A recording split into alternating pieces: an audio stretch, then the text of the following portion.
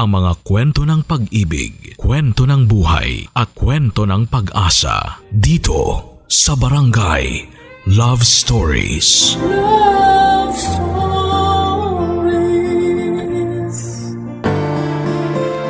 Ang buhay sa dagat ay iba sa lupa. Hindi kaagad natin mapapansin ang oras hanggat hindi lumulubog ang araw na nagbibigay liwanag. Pero palaging aabangan ang muling pagsikat nito upang masilayan ang magandang alon sa karagatan. Ikaw, kapuso, handa ka bang ialay ang buhay mo para makapagligtas ng ibang tao? Dear Papa Dudut, ang pamilya ang pinakamahalaga sa buhay natin. May pamilya tayo na malapit sa ating puso kasi palagi silang nandyan para suportahan ang mga gusto nating gawin sa buhay. At meron tayong mga kaibigan na tinuturing na rin natin na pamilya. Hindi lang dahil sa pagiging malapit natin sa kanila, kung hindi dahil pinaparamdam nila sa atin na parte na tayo ng kanilang buhay. Hi Papa Dudut, kumusta po kayo? Tawagin niyo na lamang po ako sa pangalang Jerry, 42 years old, dating seafarer at isang masugid ninyong taga-pakinig dito sa Mindoro.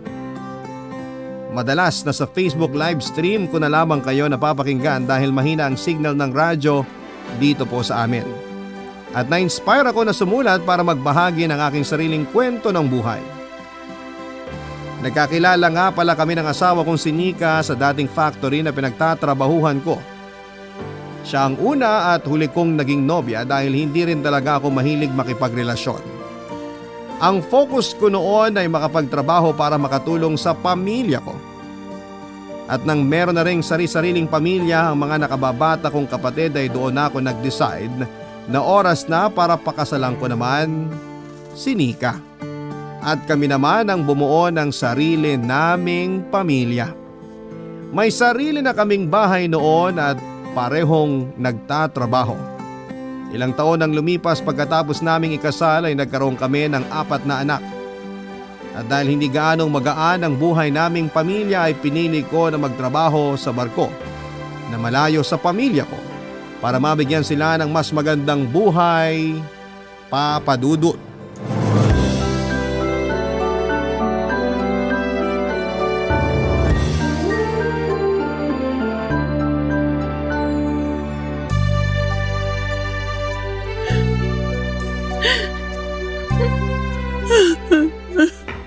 Nika, nakita mo ba yung pantalon ko na kulay pula? Isasama ko sana sa… Oh, umiiyak ka ba? Hindi. Hindi raw pero namumula yung ilong at mga mata mo.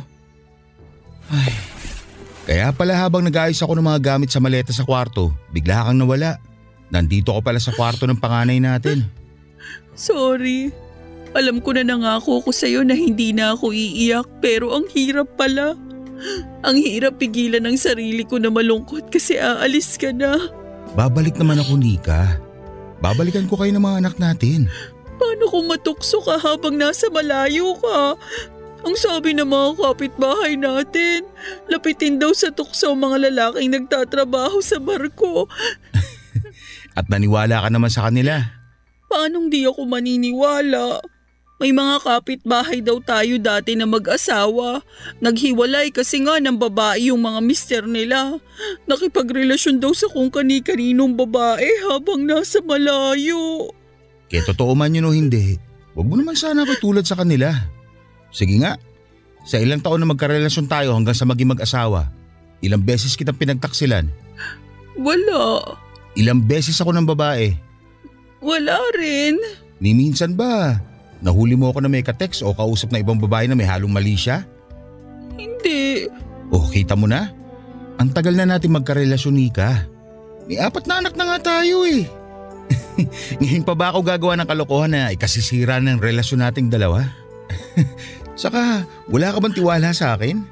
Meron, pero wala akong tiwala sa mga taong makakasama mo doon.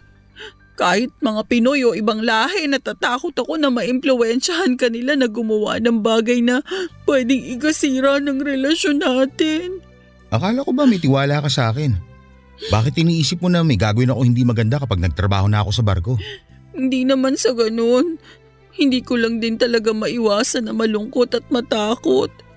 Kasi ito ang unang pagkakataon na magkakalayo tayo ng matagal. Hindi mo naman maaalis sa akin ang kabahan kasi babae ako. Alam ko yun, Nika. Ang sa akin lang, huwag ka sana masyado magpadala sa sinasabi ng ibang tao. Hindi rin naman madali para sa akin ang gagawin ko na pag-alis para magtrabaho sa malayo. Kagaya mo, nahihirapan din ako. Hindi ko lang masyadong pinapakita kasi ayoko na mas malungkot ka. Ang isipin mo na lang, pareho tayo magsasakripisyo para sa pangarap natin sa mga anak natin. Sa pangarap nating dalawa. Sorry. Huwag ka mag-sorry. Huwag ka na rin umiyak. Ang gusto ko ngayon, tulungan mo ako mag-impake ng mga gamit ko. Ang kalat na kasi sa kwarto natin. Ikaw lang naman ang makakapag-ayos nun sa totoo lang. Hindi kasi talaga ako masyado marunong magtiklop eh. Sige, tutulungan na kita. Tara na. Sandali lang. Oh, bakit mo ko niyayakap, Cherry? Para mas maramdaman mo yung pagmamahal sa bawat salita na bibitawan ko. Alam ko na matagal ang 4 na taon na kontrata ko sa barko. Pero maitatawid natin yun, Nika. Babalik ako dito, sa'yo at sa mga anak natin. Babalik ako muli para magkasama-sama tayo. Mahal kita, Nika. Mahal na mahal ko kayo ng mga anak natin.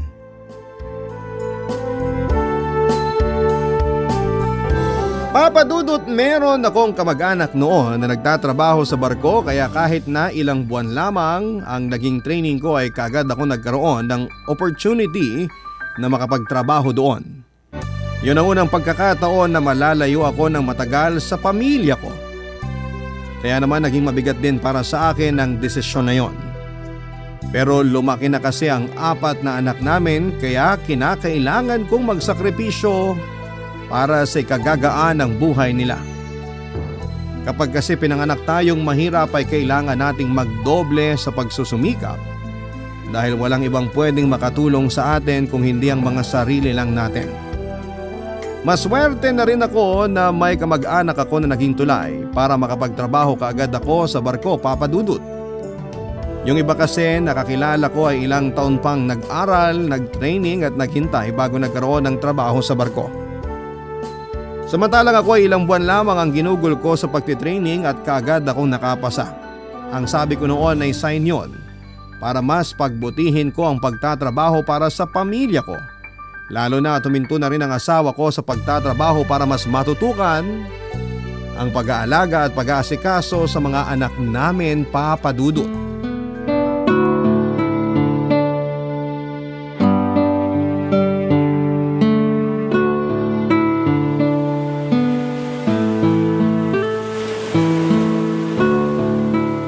Buti nakatawag ka na. Lunch break ko kasi tsaka medyo okay ang signal ng internet dito sa barko ngayon. Andito ako sa kantin. Teka, bakit parang pumapayat ka? Hindi naman. Sakto lang. Pumapayat ka talaga. Halos 1 linggo lang tayong hindi nakapag-video call. Nangayayat ka na kaagad. Pasensya na. Mahina kasi talagang internet dito sa dagat. Kaya hirap ako makatawag sa'yo. Oh, kamusta naman kayo dyan mga anak natin? Ayos naman kami kahit paano. Yung panganay lang natin palaging nagtatanong kung kailan ka raw ba uuwi. Ano namang sagot mo?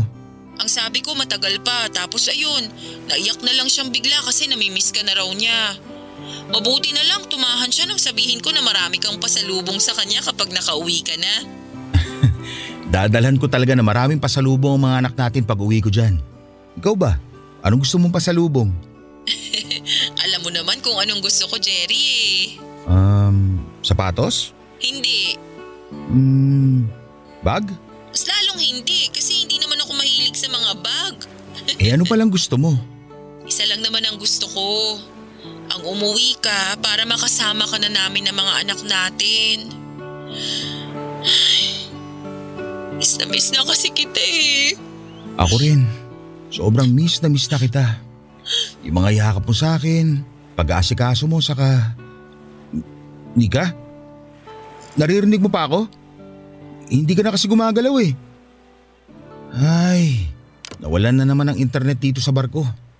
Nakakainis naman oh. Misa ko na nga lang makausap ang asawa ko tapos mapuputol pa kagad. Ay, mahina talaga ang signal ng wifi sa parte na to ng dagat. alam ko naman yun, Mike. Hindi ko lang maiwasan na mainis kasi misa ko na nga lang makausap ang asawa ko tapos mapuputol pa agad. Kaya nga kailangan na masanay ka na. Eto, bottled iced coffee para kahit paano mabawasan ang lungkot na nararamdaman mo. Medyo narinig ko kasi usapan yun ng asawa mo. Kaya alam ko na malungkot ka ngayon. Ay, salamat ah. Ang hirap malayo sa mga mahal natin sa buhay, no? Sobra bro. Pero wala naman tayong choice kasi hindi tayo pinanganak na mayaman. Kaya kailangan natin magsakripisyo. Madaling sabihin pero mahirap gawin at pangatawanan. Isipin na lang natin na ginagawa natin to para sa pamilya natin. Okay lang naman ang malungkot. Parte ng buhay yun eh. Basta kailangan pagdating sa trabaho natin, maayos lahat at hindi naapektuhan. Kasi yung trabaho natin ang magbibigay ng maayos na buhay sa pamilya natin. Salamat sa mga sinabi mo, Mike. Napagaan mo ang loob ko kahit papano. Wala yun. Nakaka-relate din naman kasi ako sa lungkot na nararamdaman mo ngayon. Basta, kapag kailangan mo ng kausap, nandito lang ako lagi para makinig. Sa isang international cargo ship kagad ako nakasakay at nagkatrabaho, Papa Dudut. Ballast control operator ang aking trabaho noon. Kaya naman ilang taon talaga ang aabutin bago ako muling makauwi sa pamilya ko. Akala ko nga ay hindi ako masasanay na mapalayo sa kanila. Kasi noong unang mga buwan na nakaka-video call ko ang asawa kong si Nika ay palagi akong naluluha talaga. Sentimental pa naman akong tao kaya sadyang mababaw ang mga luha ko. Nagwo-worry ako na baka pag uwi ko ay hindi na ako makilala ng mga anak ko. Baka mawala na ang pagmamahal sa akin ng asawa ko. At baka masira ang relasyon namin dahil sa pagtatrabaho ko sa malayo. Tapos may mga oras din na mahina ang signal ng wifi sa barko kapag nasa gitna na kami ng dagat. Inaabot pa madalas ng ilang araw yon kaya matagal kaming hindi nagkakausap ng asawa ko. Pero malaki naman ang tiwala namin ni Nika sa isa't isa. Marami kaming pangako na sabay naming tutuparin. Mga pangako na para sa mga anak namin. Kapag nakikita niyang nahihirapan at nalulungkot ako habang magka-video call kami, pinapaalala niya sa akin ang mga magagandang plano namin sa oras na makaipon na ako at makauwi sa Mindoro.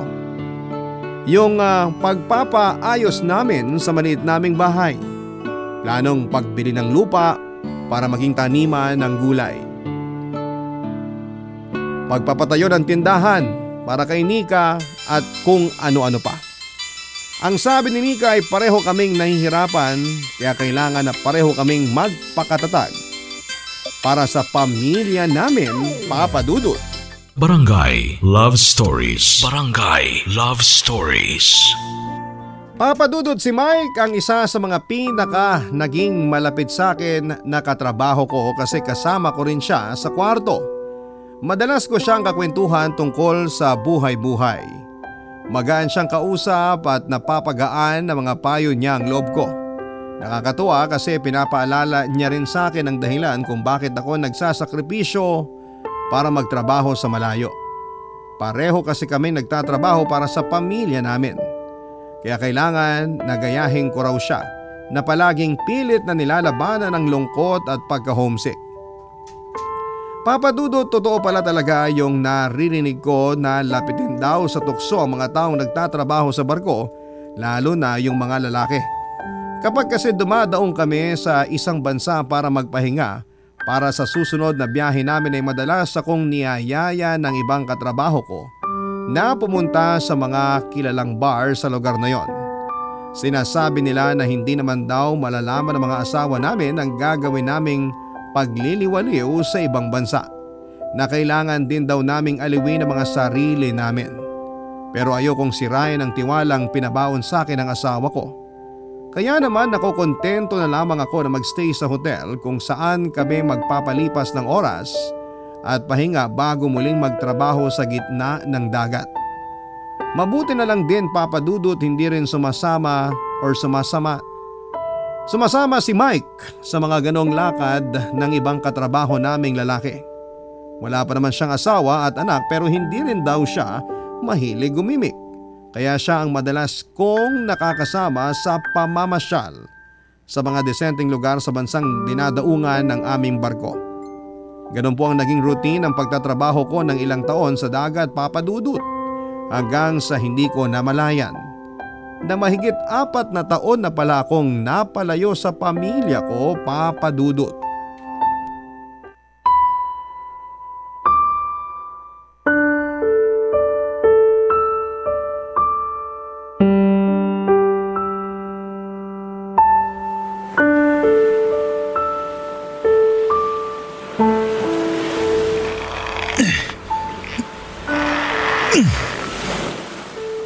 Tama na siguro itong pagkakabul ko sa lubid dito sa gilid ng barko. Oh, Jerry, tapos ka na ba sa pagtatali ng mga lubid dyan? Oo, tapos na. Naayos ko na rin ang mga gamit ko dito kasi magla-lunch break na rin ako mamaya. Mabuti naman kung ganun. Para kapag dumating na yung kapalitan mo dito sa pwesto, hindi na siya malilito kung anong dapat niyang unahin. Bago lang kasi yun, tsaka Pinoy din. Ah, ganun ba? Makikilala ko na rin siya mamaya. Oh, ayos ka lang ba? Oo, okay lang ako. Bakit parang bigla kang sinipon? Wala to. Huwag mo akong alalahanin. Wala lang, pero parang naluluha na yung mga mata mo. Sabihin mo na sa akin, ano bang problema, bro? Bakit hindi ka na sumagot? Magbabakasyon ka na sa susunod na linggo, di ba? Kaya dapat na maging masaya ka na. At ihanda mo na rin ang sarili mo. Kasi makikita mo na ulit ang pamilya mo. Ayun na nga eh.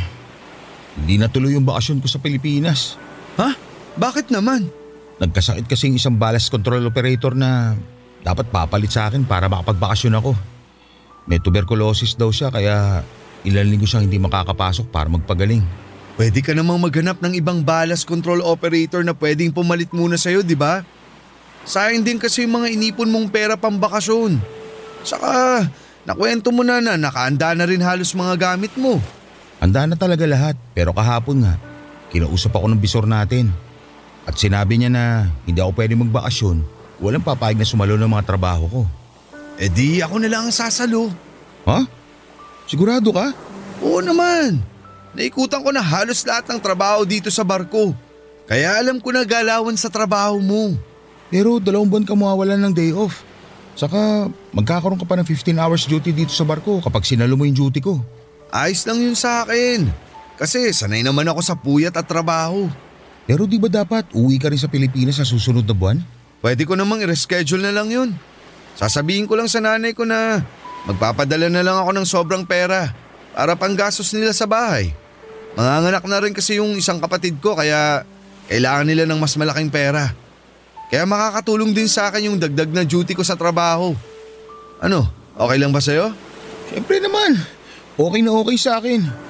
Ikaw na nga itong maaabala ko ng sobra dahil sa pabor na to eh. Salamat talaga, Mike. Wala yun. Para saan pa na naging magkaibigan tayo, di ba? May papasuyo lang din sana ako na maliit na pabor, kung okay lang. Ano yun bro? Sabihin mo lang sa akin. Pwede bang pakidala kay nanay yung ibang pasalubong ko sa kanila?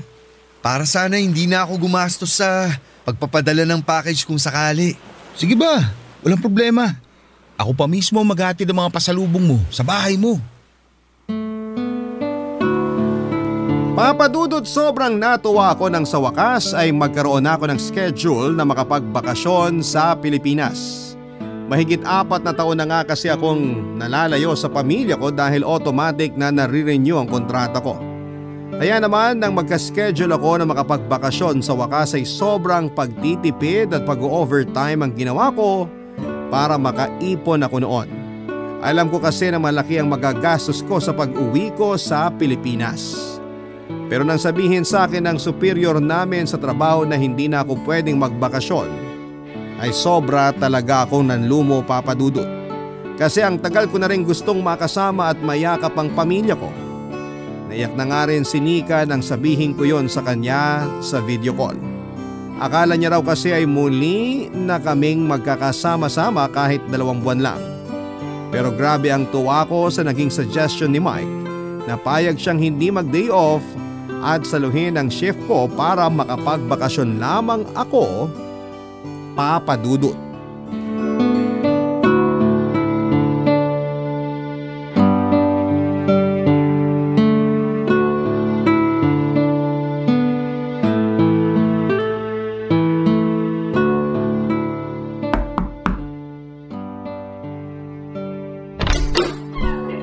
Kumusta na? Jerry? Teka, nananaginip ba ako? Hindi ka nananaginip, Nika. Purutin mo nga ako kung talagang totoo nakaharap kita ngayon. Aray! Ang sakit naman ang pagkakapisil mo sa pisngi ko. Grabe ka naman. Para maniwala ka na totoong kaharap mo ng asawa mo ngayon. Grabe, nakauwi ka na nga asawa ko. Payakap nga ako. Ang sarap naman ng yakap ng asawa kong sobrang na-miss ko. Sobrang na-miss din talaga kita. Halika, pasok ka na. Ang dami mong dalang gamit at pasalubong ah. Marami talaga. Pero yung iba dyan, para doon sa pamilya ng kaibigan na bibisitahin ko. Wow! Ganito na pala itsura ng loob ng bahay natin. Palagi naman ako nagpapadala ng picture sa'yo, di ba? Oo, nagpapadala ka nga pero hindi ko akalain na ganito pala ang itsura niya sa personal. Hindi mo ba nagustuhan? Nagustuhan ko. Sobra. Ang ganda ng tiles ng sahig natin tapos ang ganda rin itong bagong sofa. May family picture pa tayo sa dingding oh. Pati na yung wedding picture natin naka-display din. Oh, yung kusina laki na. Kita ko na kagad mula dito sa sala. Grabe. Sobrang laki ng ginanda nitong bahay natin. Mas matutuwa ka kapag nakita mo yung kwarto natin at kwarto ng mga anak mo. Gusto mo bang pumanhik sa taas? Mamaya na. Dito muna tayo sa sofa. Maupo tayo sandali. Mas gusto muna kita makatabi at makakwentuhan. Sige na nga, dito na muna sa tabi tong mga maleta mo ha. Sigurado akong magugulat din ng mga bata mamaya pag uwi nila galing school. Excited na rin kasi silang makita at mayakap ka. Ganon din ako. Sobrang miss ko na mga anak natin. Ay, ang laki na pala ng pinagbago talaga dito sa bahay natin. Siyempre, kasi gusto kong makita mo lahat ng napuntahan ng perang pinaghihirapan mo sa barko. Ito na yung bunga ng pagtitiis mo na magtrabaho sa malayo. Pagtitiis natin. Kasi pareho tayo nagsakripisyo para sa pangarap natin na maayos na tong bahay at buhay natin. Ay, hindi pa rin ako makapaniwala na katabi at kasama na kita ngayon. Maniwala ka na kung ayaw mong pisilin ko ulit yung pisngi mo. Grabe ka talaga sa akin. Pero paano ka ba nakauwi? Ang sabi mo kasi nung nakaraang linggo, hindi ka pinayagan ng bisor nyo sa barko. Pareho pa nga tayong naiyak habang nagvi-video call eh. Naalala mo si Mike?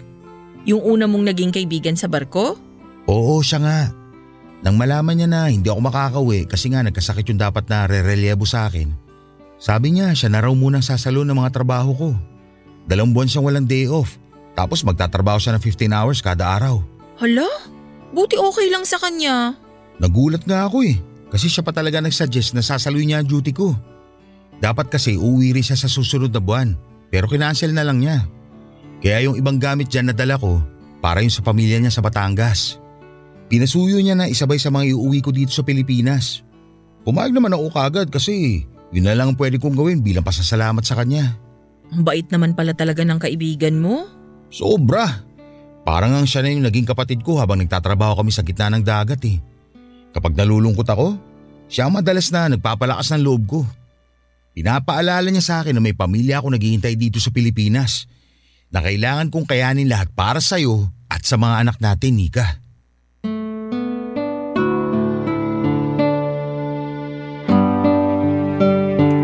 Papadudot na gulat ako noon sa laki ng pagbabago sa bahay namin. Kahit madalas na nagpapadala ang asawa kong si Nika ng mga litrato ng pinapaayos naming bahay noon, ay iba pa rin pala yung makita ko yon ng personal. Nagkaroon na ng second floor ang bahay namin, naka-tiles na ang dating sementadong sahig, may mataas ng bakod sa may bakura namin at may mga magagandang halaman sa garden na inaalagaan ni Nika. Nakakatuwa lang kasing nakita ko talaga ng maayos na ginastos ng asawa ko ang mga perang pinapadala ko sa kanya. Nakita ko yung pinuntahan ng mga perang pinagpapaguran ko na kitain sa dagat na malayo sa pamilya ko. Papa Dudut, excited at kinakabahan din ako sa pag-uwi ng mga anak ko dahil baka hindi na nila ako makilala. 10 years old ang panganay ko at 3 years old naman ang bunso nang umalis ako para magtrabaho sa malayo. Natakot ako na baka tuluyan nang lumayo ang loob nila sa akin. Pero nang makauwi na sila galing sa school, mga nakangiting labi at luha sa mga mata ang sinalubong nila nang makita nila ako. Mahigpit nila akong niyakap at sinabi nila na sobrang sabik na sila na makita ako. Hindi ko na rin tuloy napigilan pa ang sarili ko na maiyak ng mga oras na yon, Papa Dudut. Barangay Love Stories. Barangay Love Stories. Papa Dudut, kagaya ng inaasahan ko ay malaki-laki din talagang nagastos ko sa pag-uwi ko sa Pilipinas. Nagkataon kasi na pista rin noon sa lugar namin kaya naman medyo naghanda ako ng marami para sa mga kamag-anak at kaibigan ko na pumunta sa bahay. Buhay pa rin noon ang mga magulang ko at nag-abot din ako ng pera sa kanila, pati na rin sa ibang kapatid ko. May mga pamangkin at inaanak din ako na inabutan ko ng pera kasi noon ko lang sila ulit nakita. Ganon kasi talaga sa lugar namin. Halos buong barangay ay nagtutulungan, lalo na kapag may isang taong nakakaangat na sa buhay. Papa Dudut, limitado lamang ang mga araw ng bakasyon ko sa Pilipinas at nang matapos kong asikasuhin ang pamilya, kamag-anak at mga kaibigan ko, ay nagbigay ako ng oras na puntahan naman ang pamilya ni Mike na nakatira noon sa Batangas. Pinasabay kasi sa akin ni Mike ang mga pasalubong niya para sa pamilya niya para hindi na siya masyado pang gumaso sa pagpapadala noon. Maaga akong umalis ng Mindoro para sa halos 4 na oras na biyahe sa Roro papunta ng Batangas, Papa Dudut.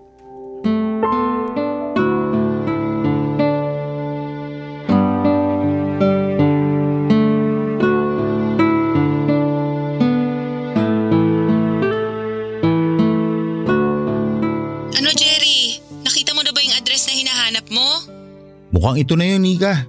Nakatayo na ako ngayon sa harap ng gate ng bahay ni na Mike. Tamang address na ba yan? Baka mamaya maling gate na naman yung makatukan mo. Magkakamukha kasi yung bahay nila dito kaya medyo nalito ako. Nakakahiya tuloy doon sa unang gate na kinatok ko. Para kasing nagising ko pa yung matanda na nakatira doon. Pero sigurado na ako dito sa gate na to ngayon. Nakasulat na rin kasi dito sa gate yung eksaktong address ni na Mike. O sige, kumato ka na dyan para maibigay mo na yung mga pasalubong ng kaibigan mo sa kanila. Mag-iingat ka mamaya pag uwi mo dito sa bahay ha. Okay, sige. Bababa ko na rin tong tawag ha. Bye! Bye! Tao po! Tao po!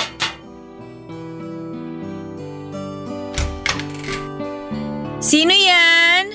Ako po si Jerry. Kaibigan po ni Mike. Kayo po ba yung nanay ni Mike? Kayo po ba si Nanay Lita?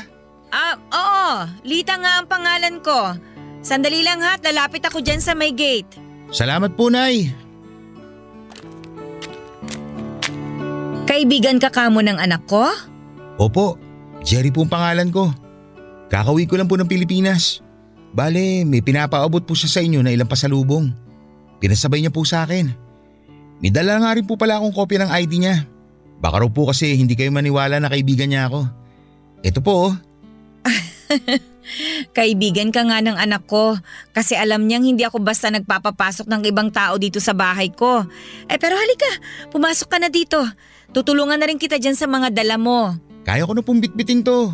Makikibukas na lang po ako ng gate at pinto. Oo, sige.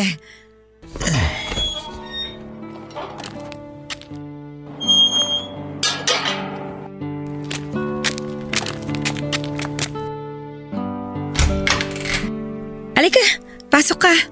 Salamat po. Sige, pakilapag mo na lang dito ang mga yan. Okay po. Napakarami naman yata nitong dala mo. Para raw po sa inyo talaga yan. Para raw po sa mga kapatid at pamangkin niya. Ang daming tsokolate at saka laruan dito ah. Paniguradong matutuwa ang mga bata kapag nakita nila ito mamaya. Dinamihan niya po talaga yung mga laruan. Kasi yung iba raw po sa mga pamangkin niya, hindi niya pa nakikita ng personal. Ay naku, oo, totoo yan. Ganito kasi ang nangyari. Nung umalis kasi siya, yung kapatid niya na sumunod sa kanya pa lang ang buntis. Pero ngayon, lahat ng 3 kapatid niya may kanya-kanya ng mga anak. Ang kwento niya nga po, napag-iwanan na rin daw po siya ng panahon. Kaya yung mga pamangkin niya na nakakausap niya sa video call, parang mga anak na rin daw po ang turing niya. Ay, napakabait kasi talaga ng panganay ko na yon. Biruin mo, mahigit 10 taon na siyang hindi umuwi dito sa amin. Mahigit 10 taon na po pala siyang hindi nakakauwi ng Pilipinas? Oo, hindi ba niya naikwento sa'yo? Hindi po eh. Ang sabi niya lang po, matagal na raw siyang hindi nakakauwi dito sa inyo. Kaya sobrang miss niya na raw po kayo. Ibiruin mo, mas pinili niyang hindi magtapos ng pag-aaral at magtrabaho sa malayo para lang mapag-aral ang mga kapatid niya. Nagkaroon kasi siya ng oportunidad na makapagtrabaho sa barko dahil nandun yung isang tiyuhin niya. Hindi na nga siya nagdalawang isip na bitawan ang pangarap niyang makapagtapos para lang makatulong sa amin na pamilya niya eh. Napagtapos niya naman ang pag-aaral ang mga kapatid niya. Ngayon lahat sila nagtatrabaho na. Ay naku kung ako lang talaga ang masusunod. Gusto ko na siyang dumito na lang sa Pilipinas. Total, may naipunda na naman akong maliit na negosyo dito sa amin eh. Kaya nga lang, ayaw pa rin talaga niyang huminto sa pagtatrabaho sa barko. Kasi ang mga pamangkin naman niya gusto niyang mapagtapos ng pag-aaral. Pangarap niya raw na matupad ang pangarap ng mga pamangkin niya. Papa Dudut, hindi masyadong nagkwekwento si Mike ng tungkol sa buhay niya. Ang alam ko lang ay wala siyang asawa at anak na nagtatrabaho siya para sa nanay at mga kapatid niya. Pero hindi ko alam na mahigit 10 taon na pala siyang hindi nakakauwi ng Pilipinas. Tapos siya rin ang nagpapaaral sa mga anak ng kapatid niya. May iba naman siyang mga kapatid na nagtatrabaho pero maliit lamang ang kinikitang pera. At hanggang sa mga oras na yon ay kay Mike pa rin nakaasa ang buong pamilya niya. Kaya humahanga talaga ako sa kabaitang taglay ng kaibigan ko. At medyo na-guilty na rin kasi naging dahilan pa ako ng hindi niya pag-uwi sa Pilipinas noon. Papadudot nang muli akong makasakay ng barko para magtrabaho ng malayo sa pamilya ko. Labis ako nagpasalamat kay Mike. Kasi kung hindi dahil sa kanya ay hindi ako makapagbabakasyon. Napagkwentuhan namin ang tungkol sa pamilya ko pati na ang tungkol sa pamilya niya. Doon niya sinabi sa akin na mula nang mamatay ang tatay niya ay sinalo niya ang responsibilidad ng pagiging breadwinner dahil siya ang panganay sa pamilya. Inamin niya na may mga oras na napapagod na rin daw siya kasi nakaasa sa kanya ang buong pamilya niya. Pero hindi daw siya susuko dahil mahal niya ang pamilya niya. Kaya naman papadudot mas lumaki ang respeto at paghanga ko sa kaibigan ko. Hindi lahat ng kagaya niya na kayang magsakripisyo ng ganon kabigat at katagal. Pero kagaya nga ng palagi niyang sinasabi ay wala kaming hindi kakayanin para sa mga pamilya namin. Ilang linggo lang ang lumipas mula nang makabalik ako sa barko. Tinangkaso ako ng malala dahil na rin siguro sa nabigla ang katawan ko sa pagpapalit ng klima ng panahon. Kinailangan ko na magpahinga ng isang buong araw sa kwarto ko sa barko at si Mike ang muling sumalo ng mga trabaho ko o papadudot.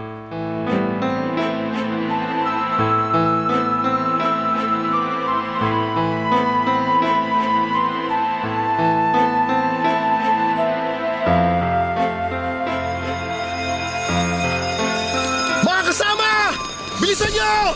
Pumunta na kayo kaagad doon! May mga naghihintay ng lifeboat sa atin doon! Dali!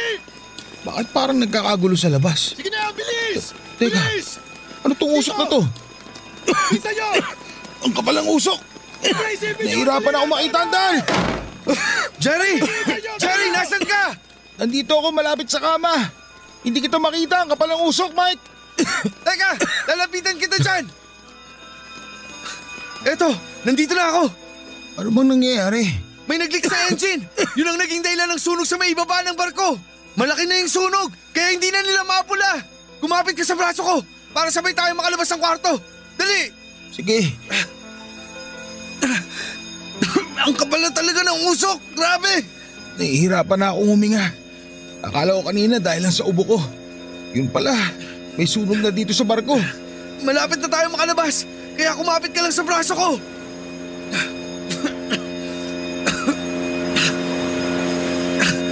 Jerry, nandito na tayo malapit sa deck ng barko. Ang kapal pa rin ng usok hanggang dito. Pero hindi na kasing kapal ng usok sa kwarto kanina. Medyo nakakahinga ka na ba ng maayos? Oo, mas maayos na ang paghinga ko ngayon. Mabuti naman. Tara, may naghihintay na lifeboat sa may tabi ng barko. Baka kasi hindi kaagad makarating ang mga rescuer dito sa atin. Kaya kailangan na nating makaalis kaagad. Nandun na rin ang ibang kasama natin. Naalala ko na nagpapahinga ka kanina sa kwarto. Kaya pinuntahan kaagad kita nang sabihin ni Bisor na tumalo na kami sa lifeboat. Salamat, Mike. Kung hindi dahil sa'yo, baka tuluyan na ako hindi nakalabas ng kwartong yun. Hanggang ngayon kasi, mabigat pa rin talaga ang pakiramdam ko. Alam ko, kaya pinuntahan kaagad kita. Kasi baka mahirapan kang makalabas ng kwarto. Mike, Jerry, nandito pa pala kayo. Oo, pinuntahan ko kasi si Jerry sa kwarto para tulungan siya makalabas. Kaya pala bigla ka nilang nawala dun sa pila para sa mga tatalon sa lifeboat. Nakalabas na ba yung ibang mga kasama natin? Lalo na yung nandun sa may engine room. Nasa pinakababa kasi yung kwarto na yun. Baka mahirapan sila. Ang sabi sa akin ni Kapitan, lahat daw ng mga naka-assign sa engine at generator sa ibaba ng barko, halos lahat daw nakatalon na sa lifeboat. Mabuti naman kung ganun. Tara na, medyo nahihirapan na talaga akong huminga dito. May tao ba dyan? Tulungan niyo ako! Hindi ako makalabas sa kwarto! May naiwan pa sa kwarto na nasa ibaba. Pero masyado na makapal ang usok, Mike. Kapag bumaba ka pa ron, baka hindi ka na makatakas. Tama si James. Hayaan na lang natin na iligtas siya ng mga rescuer na darating. Pero paano nga kung matagalan pa ang mga rescuer? Sige na, James. Mauna na kayo ni Jerry na tumalon sa lifeboat. Susunod kaagad ako sa inyo. Tutulungan ko lang yung naiwan sa baba. Pero Mike! Jerry, hindi kaya ng konsensya ko na iwan siya. Basta, susunod ako sa inyo. Kaya iligtas nyo na ang mga sarili nyo. Sige na, tumalon na kayo sa dagat. Dali na!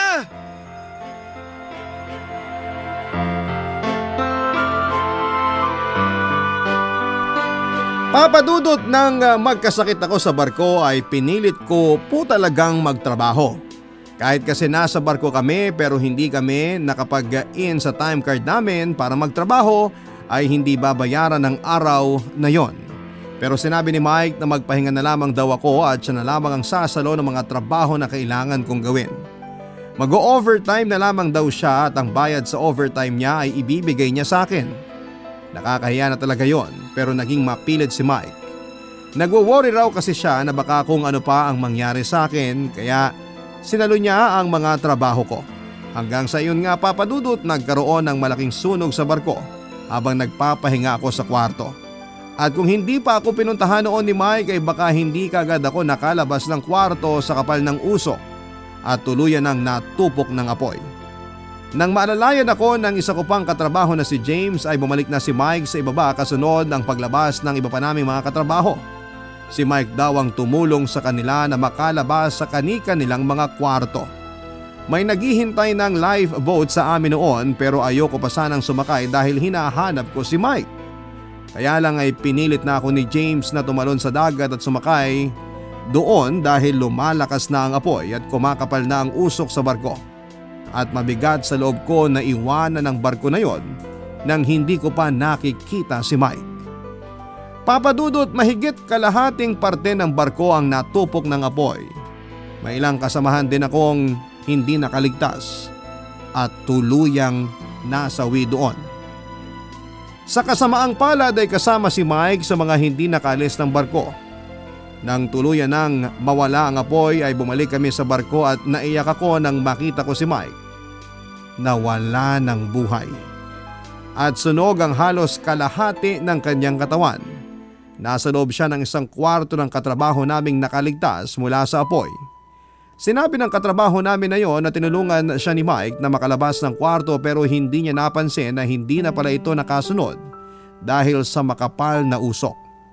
Nakakalungkot lang kasi hanggang sa mga huling oras ng kanyang buhay ay mas pinili pa rin niyang magligtas ng buhay ng ibang tao. Papadudot, ang superior namin na isa ring Pinoy ang nakipag-usap sa pamilya ni Mike sa Pilipinas para ipaalam ang isang napakabigat na balita. Ang superior na rin namin ang nag-ayos ng lahat ng mga gamit ni Mike, pati na ang pagpapakremate kay Mike hanggang sa pag-uwi ng abo nito sa kanyang pamilya. Nag-alay din kami ng dasal sa mga nasawi sa barko. Kasama na ang isang napakabuting kaibigan na si Mike. At hindi ko na rin napigilan ng maluha habang nagdarasal para sa kanyang kaluluwa. Papadudot, mga kabarangay, maraming taon po akong nagtrabaho noon sa barko. Nang umuwi ako at mag-decide na hindi na umalis pa ng Pilipinas ay dinalaw ko noon ang nanay ni Mike, dala ang ilang mga pasalubong. Muli po akong naluha nang ikwento ko sa nanay niya kung gaano naging napakabuting kaibigan sa akin ni Mike. At ganoon din ang nanay niya nang marinig ang kwento ko tungkol sa anak niya. Papadudot, alam ko na hindi umikot sa buhay ko ang sulat kong ito, pero naniniwala ako na deserve ng ating mga kabarangay na marinig ang kwento kung paano naging isang napakabuting anak, kapatid, tito at kaibigan si Mike. Naniniwala ako na may aral na naiwan ang kwento ng buhay ko at ng buhay ni Mike. Limitado lamang ang oras at buhay natin sa mundong ito, kaya sana'y palagi nating piliin na gumawa ng mabuti sa lahat ng oras. Hanggang dito na lamang po, Papadudot, ang inyong kapuso, Jerry. Nagustuhan ng iyong napakinggan? Ituloy yan via live stream sa www.gmanetwork.com/radio. Barangay LS 97.1 Forever